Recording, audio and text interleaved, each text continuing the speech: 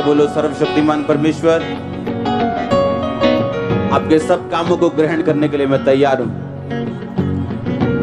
जो कुछ पवित्र आत्मा यहां पे करे, उन सब कामों को ग्रहण करने के लिए मैं तैयार हूं। मैं अपने दिल को आपके लिए खोलता हूं, ग्रहण करने योग्य बनाता हूं। आज आपकी मर्जी मेरी जिंदगी में पूरी हो। मैं वायदा करता हूं, सब कामों के लिए सारी इज्जत जलाल, सारी महिमा मैं आपके नाम को देता हूं, प्रभु यीशु मसीह के सामर्थी नाम में। स्वागत है जीवित परमेश्वर के जीवित हजूरी में। आमीन। अपने हाथों को उठा, बोलो, यीशु मसीह का लहू मुझे आजाद करे पाप की ताकत से, अंधकार की शक्तियों से। उठाओ अपने हाथों को। Thank you Jesus.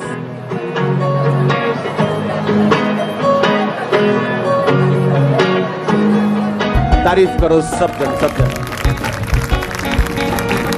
आमीन। स्वागत है जीवित परमेश्वर के जीवित हजूरी में। हालेलुया। बैठ जाओ अपने शरीर में। तारीफ करो इस टेस्टिमनी के लिए। आमीन। अपने हाथों को उठाओ, बोलो, जितना वचन आज मैं सुनूं 100 गुना फलों को लेके आऊं। अंधकार की शक्तियां इन वचनों को चुरा ना सके जो मैं सुनूं। मांगो अपने हाथों को उठा के।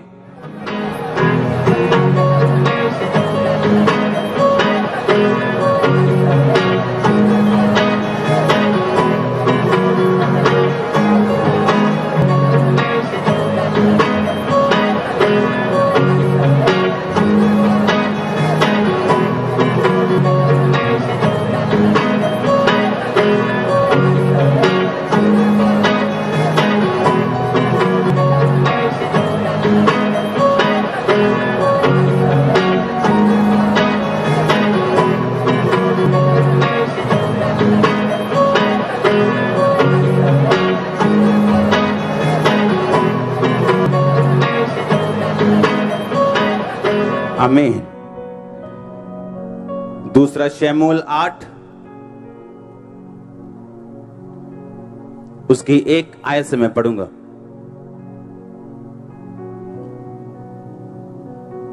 पुराने नियम में दूसरा शमूएल उसकी 8 अध्याय उसकी एक आयत।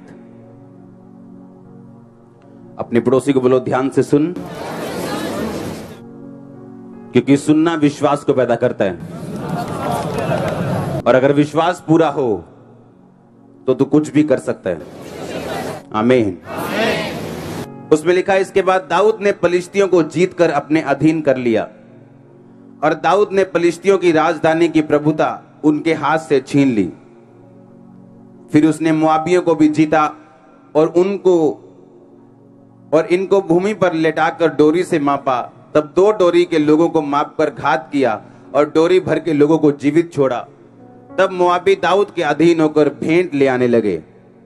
तीसरी आयत में लिखा, फिर जब सोबा का राजा राहोब का पुत्र हददेजेर महानद के पास अपना राज्य ज्यों का त्यों करने को जा रहा था, तो दाऊद ने उसको जीत लिया। तब दाऊद ने उससे 1700 सवार, 20,000 प्यादे छीन लिए। सब रथ वाले घोड़ों के घुटनों के पीछे की नस कटवाई, परंतु 100 रथ के लिए घोड़े बचा रखे।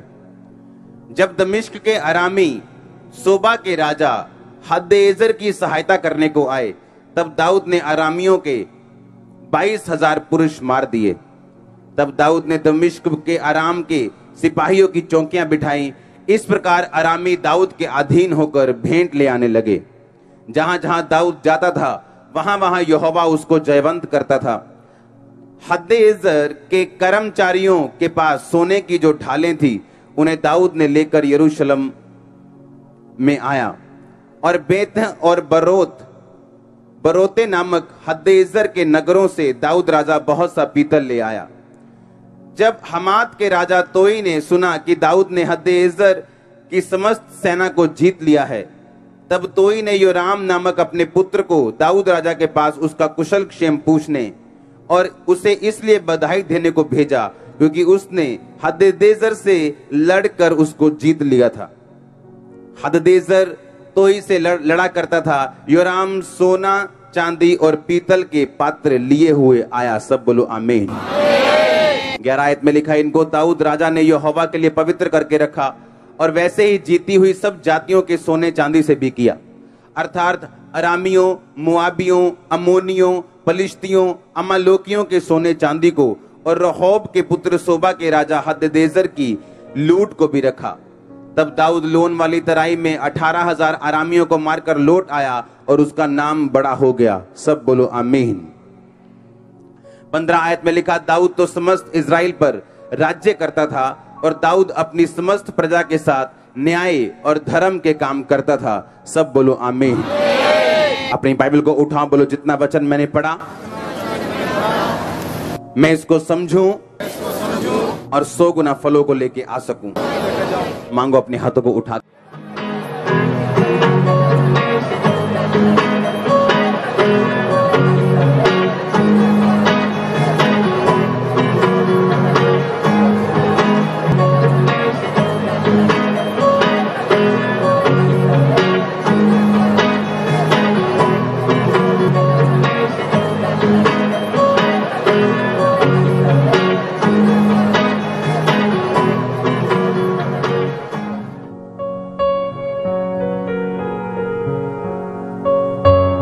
आमीन। मैंने आपको एक लंबी स्टोरी पढ़ के सुनाई। उसमें 2 बार 3 बार ये आया है कि वो भेंट लेके आने लगे और उसमें एक बार ये लाइन आई है कि उसका नाम बड़ा हो गया और उसके बाद उसमें ये लाइन आई है कि उसमें सोने, चांदी और पीतल के सब पात्र दाऊद के पास आए। उसमें यह भी आया कि सब लोग उसके अधीन होकर भेंट ले आने लगे और उसको कर देने लगे, टैक्स देने लगे और सब कुछ अपना छोड़ के दाऊद के अधीन हो गए। सुना कि नहीं सुना? आज हमारा युद्ध जो है वो किसी देश के साथ तो नहीं है, ना ही किसी संस्था के साथ है, ना ही हिंदू सिखों के साथ है, ना ही कैथोलिक के साथ है, ना पेंटिकोस्टल के साथ है। पुराने टाइम में जब युद्ध होते थे तो लोगों के साथ होते थे, देशों के साथ होते थे, क्योंकि ये परमेश्वर की बुलाहट थी उनकी जिंदगी में। आमीन। और बाइबल कहती जब उन्होंने परमेश्वर की बुलाहट को पूरा किया अपनी लाइफ में, तो परमेश्वर ने उनका नाम बड़ा किया और उनको सब प्रकार की भेंटें दी और उनकी सब प्रकार की जरूरतों को पूरा किया और उन्हें सब प्रकार की आशीष उनकी जिंदगी में दी। हालेलुया। अब आपको ये बात ध्यान से समझनी है कि मेरी बुलाहट क्या है। दाऊद ने अपनी बुलाहट को पूरा किया। आज आपकी बुलाहट देशों को मारना तो नहीं है, लोगों को मारना तो नहीं है, लहू, क्योंकि बाइबल कहती है हमारा जो युद्ध है वो मांस और लहू से नहीं बल्कि अंधकार की शक्तियों के साथ है, प्रिंसिपैलिटीज एंड पावर्स के साथ है, जिनका हेड ऑफिस आसमान में। तो आपको यह समझने की जरूरत है कि जब जब आप लड़ेंगे, जब जब आप जीतेंगे, तब तब आपके पीछे कुछ आशीषें होंगी जो पहले आपने कभी नहीं देखी होंगी।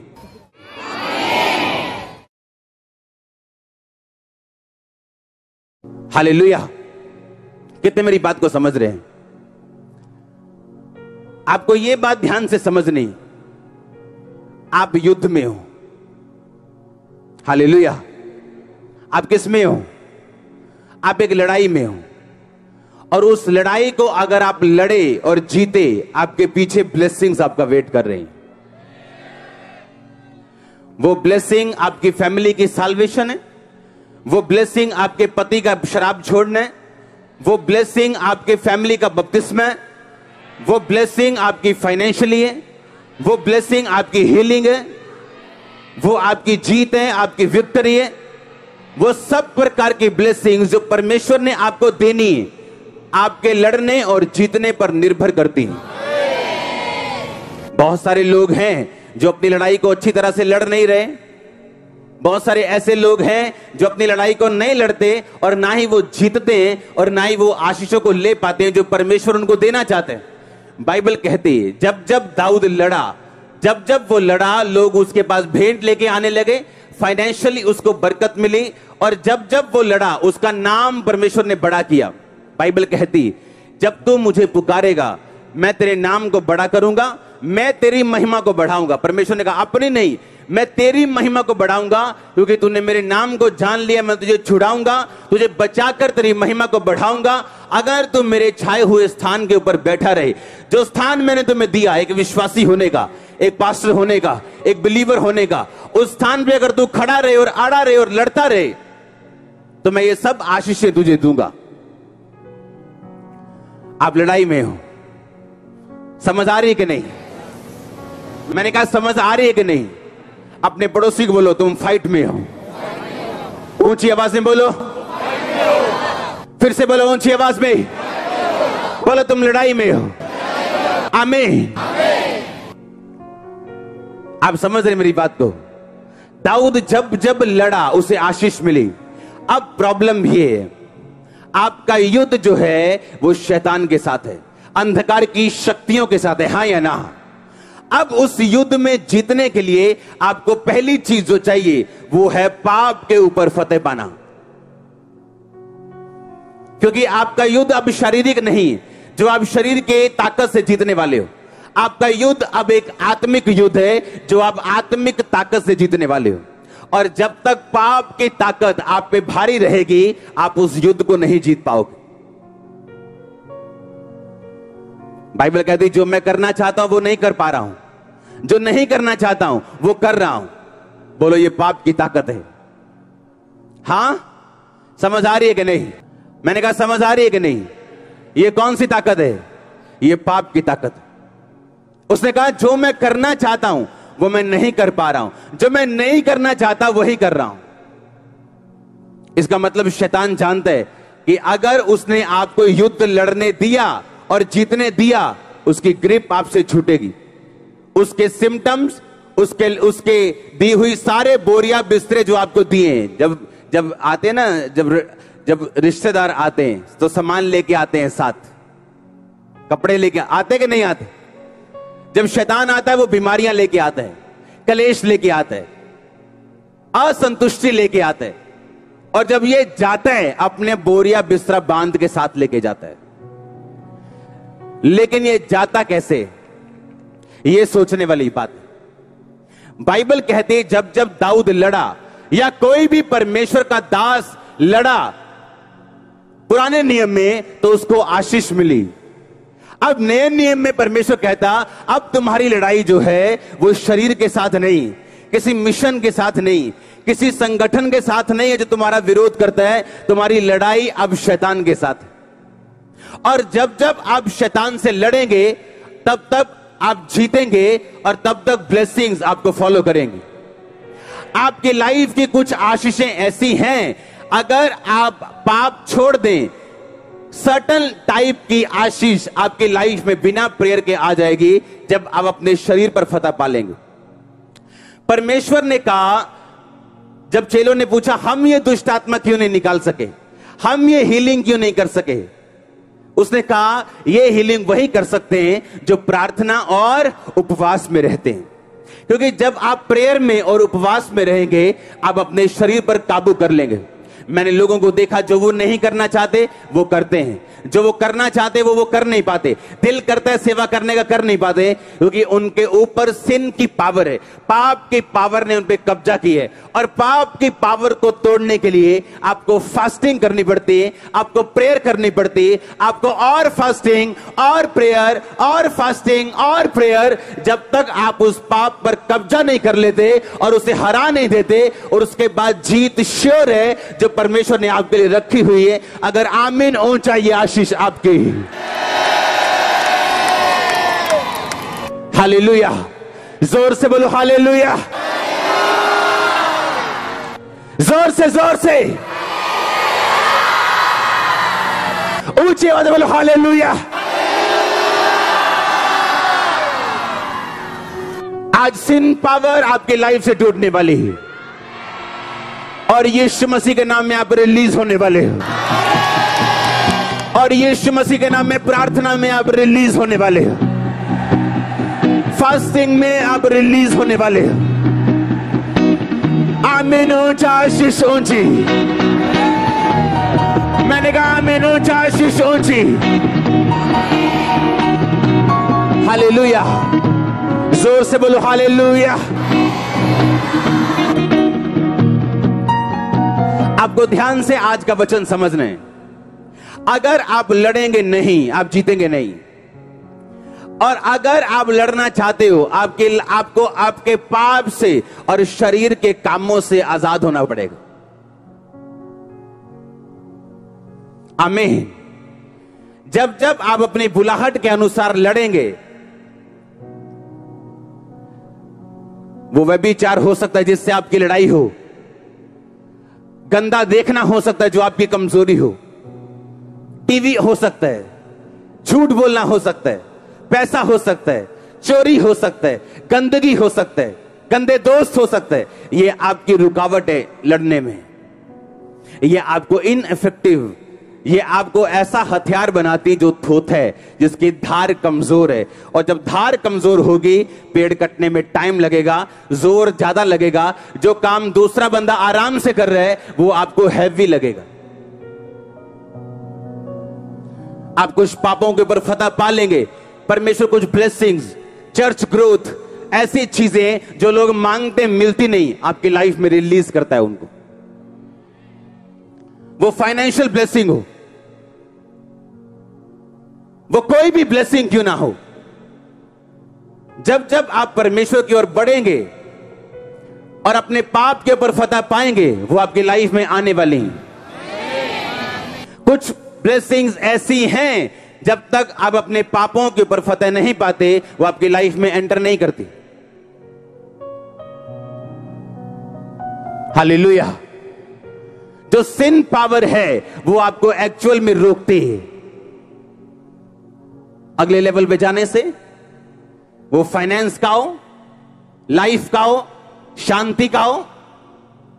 आपके परिवार में कुछ कलेश ऐसे हैं, जब तक आप नहीं सुधरेंगे वो कभी नहीं जाएंगे। आपके फैमिली के कुछ ट्रबल ऐसे हैं, जब तक आप नहीं सुधरेंगे, आप लाख समझा के देख लो, बूढ़े बुजुर्ग समझा के देख लो, वो नहीं जाएंगे। क्योंकि ये साबित करती हैं चीजें कि हम एक लड़ाई में हैं, और ये लड़ाई आत्मिक है। हालेलुया। शैतान खराब करना चाहता है लोगों को, वो मारना चाहता है। बाइबल कहती है वो घात करने आया, नष्ट करने आया, इसलिए वो उसने बच्चे को पकड़ा, रबीज दी। अब वो पागल हो चुका है, कुत्तों की तरह बोलता है, कुत्तों की तरह करता है, पानी से डरता है। परमेश्वर कहता है मैं आया कि तुम बहुतायत का जीवन पाओ। क्रूसेड अटेंड करते हैं, दुष्ट आत्मा जाती, घर जाता है बिल्कुल हील। एक दिन चेक करते, 2 दिन चेक करते, क्रूसेड पे गवाही देते हैं। आज 6 महीने बाद फिर गवाही देने आए।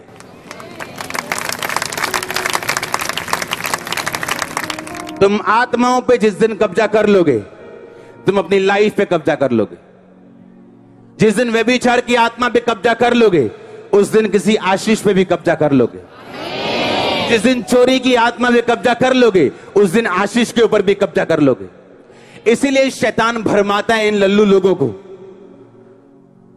हां, जब मुझे मालूम पड़ता है ये फलाना व्यभिचार में, ये वाला वर्कर व्यभिचार में, मुझे हंसी आती।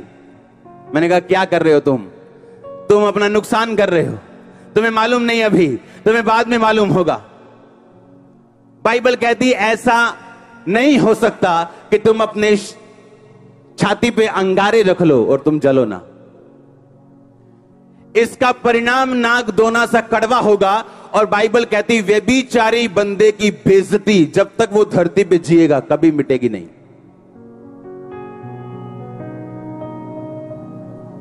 कभी, नेवर। आज सैमसंग बोलो तो क्या याद आता है? व्यभिचार, दलीला आती है कि नहीं? उसके सारे अच्छे काम भूल गए, दलीला याद है। हालेलुया। जिंदगी आत्मिक है, बोलो पड़ोसी को ध्यान से कान में खोल के। आमीन।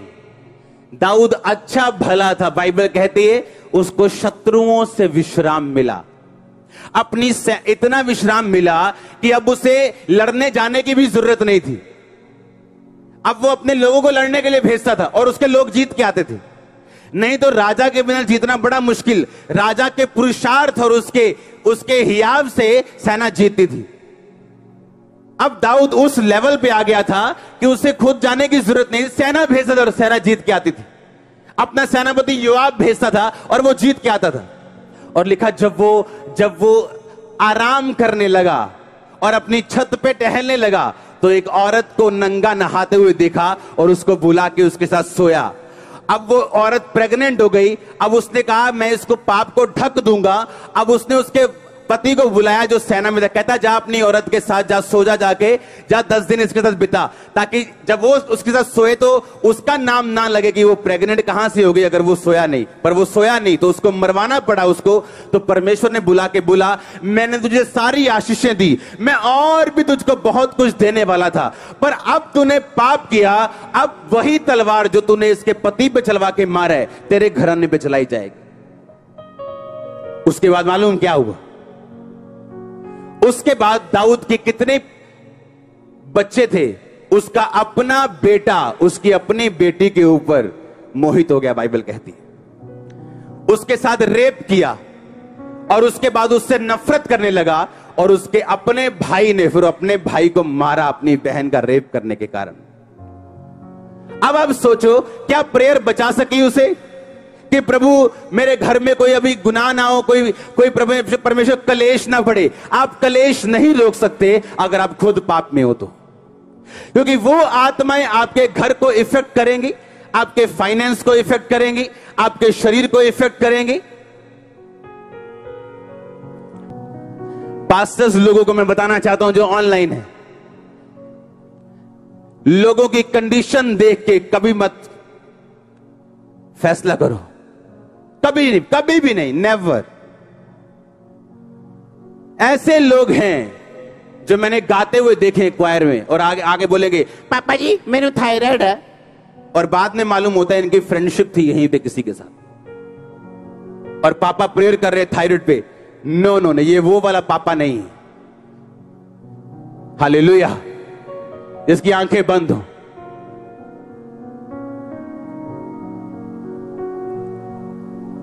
लोगों के ऊपर लगता है ए पापा को गुस्सा क्यों आता है इन लोगों के ऊपर? उनकी प्रॉब्लम कैरेक्टर है जो मेरे साथ क्लैश होता है फिर। आमीन। प्रॉब्लम काम नहीं है, कैरेक्टर है। जब एक बुरे कैरेक्टर वाला बंदा आपके आसपास काम करेगा आपकी स्पिरिट बेचैन होगी, आपको मालूम है कुछ रॉन्ग हो रहा है, जो मैं चाहता हूं वो हो नहीं रहा। क्योंकि कमिटेड लोग चाहिए मिनिस्ट्री में, सेवा में, प्रभु के कामों के लिए, निर्दोषता में जिन्होंने हाथ धोए हो, जिनके काम निर्दोष और हृदय शुद्ध हो, लेकिन वही परमेश्वर को देख पाएगा। आमीन। और अब बाइबल कहती है जिस भाई ने अपने भाई को मारा फिर वो अपने बाप के खिलाफ खड़ा हो गया। ओ उधर चर्च के गेट साइड पे खड़ा हो गया कहीं और सबको बोलने लगा यार पापा तो मिलते ही नहीं किसी नू, मैं तो केस करूंगा सॉल्व। और लिखा अबशालोम ने ऐसा बोल बोल के सबको अपनी ओर कर लिया। दाऊद को वहां से भागना पड़ा। कारण विरोध नहीं था, कारण यह था दाऊद ये बात जानता था, इसलिए उसने परमेश्वर के सामने कंप्लेंट भी नहीं की मेरे साथ ऐसा क्यों हो रहा है, क्योंकि उसको पहले से बताया गया था तेरे इस पाप के कारण तुझे ये भोगना पड़ेगा। तो माफ तो हो चुका है, लेकिन माफी का मतलब यह नहीं है कि तू 100वीं पौड़ी से गिरे, माफी मांगे, माफ कर दिया जाएगा, लेकिन 100वीं पौड़ी पे दोबारा तुम्हें रखा नहीं जाएगा, तुझे फिर 1 2 3 से शुरू करना पड़ेगा। और जब तक उसके पाप का कोर्स, उसकी सजा का पूरा नहीं हुआ, वो वापस यरूशलेम को नहीं आया। नंगे पांव पहाड़ों पे जाता रहा, नंगे पांव उसी तरह जैसे बचपन जवानी में नंगे पांव घूमता था, वैसे ही कर दिया गया शैतान के चक्कर में फंस के। क्योंकि जब आप शैतान की बात सुनेंगे, वो कहीं ना कहीं से आपको फल देने के लिए आएगा। वो आपकी फैमिली में हो, आपके शरीर में हो, आपके बच्चों में हो। अब ये आपने डिसाइड करना है कि मैंने पाप के ऊपर फतेह पानी है कि नहीं पानी।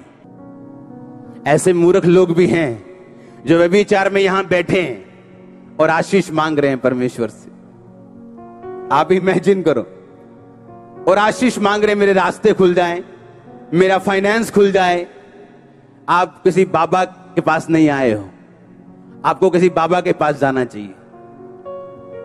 अगर यीशु मसीह के पास आए हो तो आपको सुधरना पड़ेगा, और सुधारेगा मेरा परमेश्वर। जो नहीं छोड़ सकते वो छोड़ोगे तुम। यहां पे लोगों ने चिट्टा छोड़ दिया, काला छोड़ दिया, पीला छोड़ दिया, बोलते मर जाएंगे, हाथ कांपेंगे, पेट खराब हो जाए। कुछ नहीं हुआ, हट्टे कट्टे खड़े हैं आज। हां, ऐसी क्या चीज है जो क्रिश्चियन नहीं कर सकता?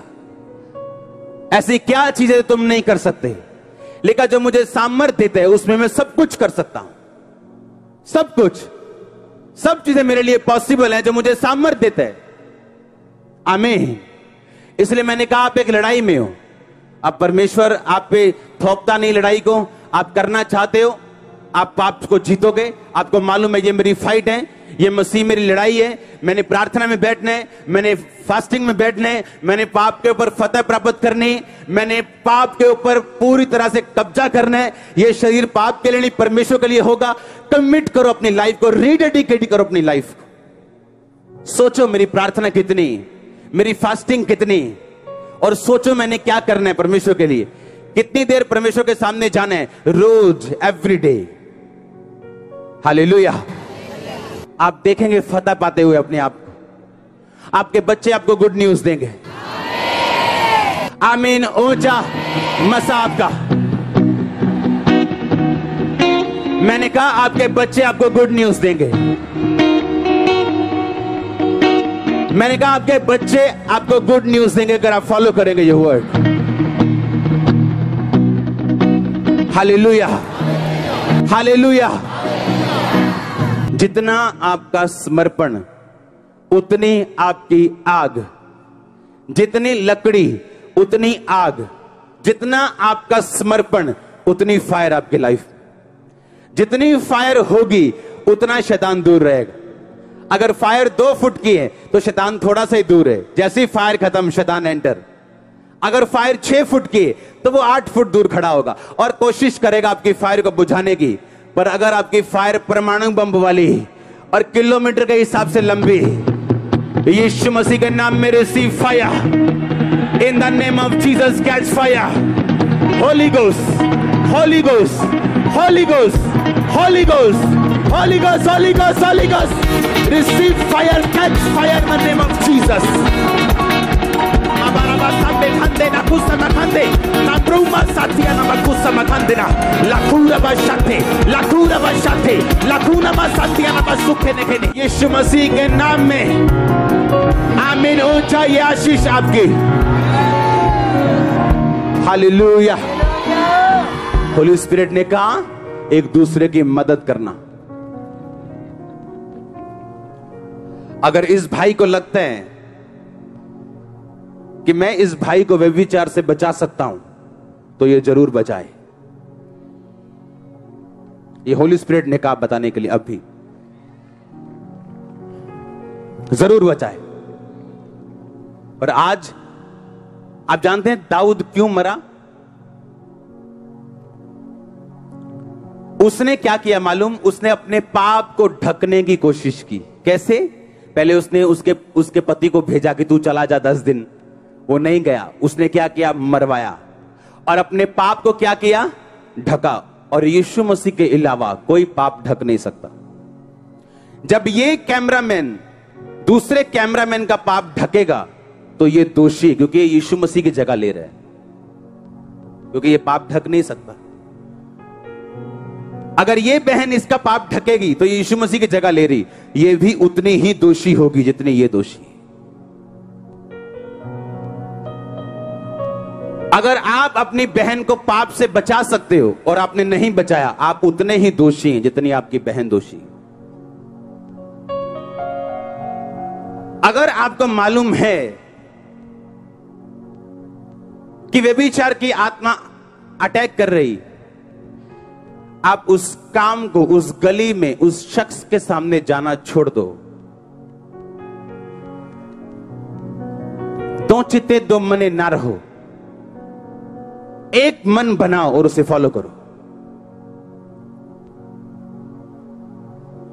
पर आज सब यीशु मसीह बनना चाहते हैं, और कोई नहीं भाजी जाओ तुम, मैं देखदा ताड़ी रक्षा करूंगा पिछों, तुम जाओ कमरे च, कोई नहीं संभाल लांगे। यीशु मसीह ने कहा तुम मैं बनने की कोशिश कर रहे हो, पाप मैं ढकता हूं, तुम नहीं। तुम अंगीकार करते हो, ढकते नहीं हो। पर आज एक भाई दूसरे भाई को बचाने की बजाय बिगाड़ रहा है, और उस कैन की तरह है वो जिसने मार दिया था अपने भाई को। कैन मत बनो। हाबिल, यूसुफ, दाऊद इसीलिए अपने भाइयों के सामने बुरे थे क्योंकि अपने भाइयों के सब पाप अपने पिता को बताते थे, और प्रभु ने उसी भाई को चुना, उसी यूसुफ को चुना और उसी दाऊद को चुना, बाकियों को नहीं। अगर सिन पावर टूटी, रिवॉर्ड्स आपके पास आएंगे।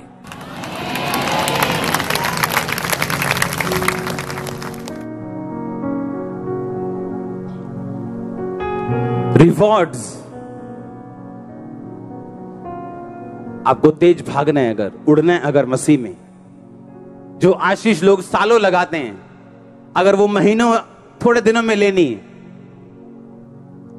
आपको एक काम करना है। आपको इनफॉलेबल, आपको निर्दोष, आपको अचूक होना है अपनी लाइफ में। अचूक बोलो, अचूक। और ये पॉसिबल है। आमीन।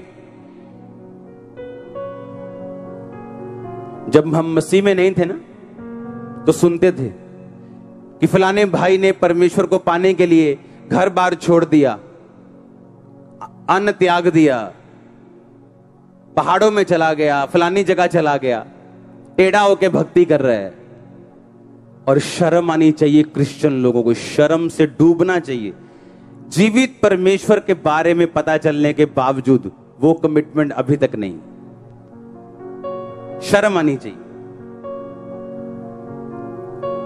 और ऐसे लोग जिनको परमेश्वर के बारे में पता नहीं, उनकी लाइफ ऐसी है कि कहने की बात नहीं।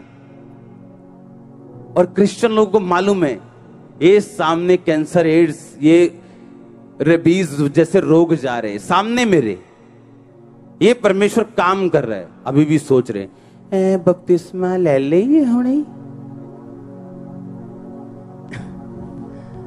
तुम स्वर्ग नहीं जाओगे, कौन सा वहां पे तुम्हारी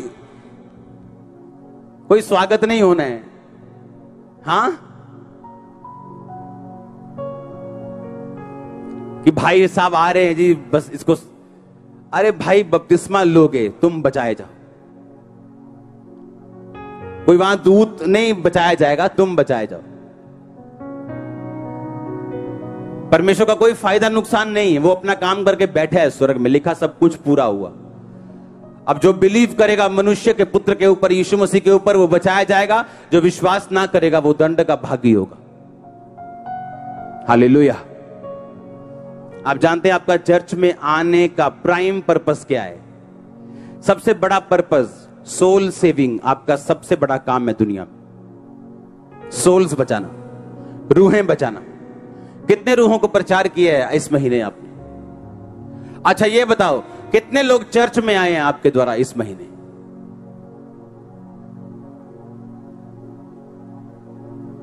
चलो, जो एक भी रूह चर्च में जिनको यीशु मसीह के बारे में बताया आपने, हाथ खड़ा करो। ये देखो 10-20%, 40% हाथ खड़े हैं। जब आधी चर्च ही भूली हुई है कि हमारा काम क्या है चर्च में आने का, तो सोचो आधा ही काम होगा परमेश्वर का। पुराने नियम में कहा, जब तुम्हें लाश मिले तो उस लाश के पास सबसे जीवित बंदे को ढूंढना और उस जीवित बंदे से पूछना ये लाश कहां से आई। आपके आसपास आत्मिक लाशें हैं, आपका कोई दिल नहीं है उन्हें बचाने का? आप उनके पास सुसमाचार लेके नहीं गए हो?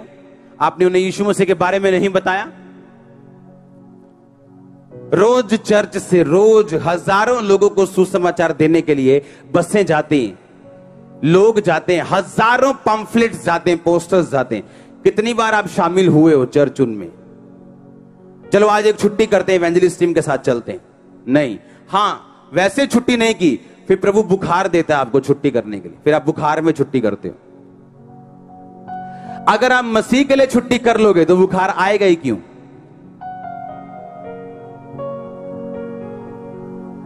अगर आप सेवा में इतने बिजी हो, परमेश्वर आपको पंगा देगा ही क्यों? उसको मालूम है इतना बिजी है, इसको और पंगा दूंगा कोई फायदा नहीं, पंगा दूर रखो। तुम्हारे पंगे ही पंगे हैं क्योंकि तुम परमेश्वर से दूर हो। हालेलुया। अपने भाई को बचाओ, अपनी बहन को बचाओ, हेल्प करो एक दूसरे की बाहर आने के लिए पाप से। हालेलुया।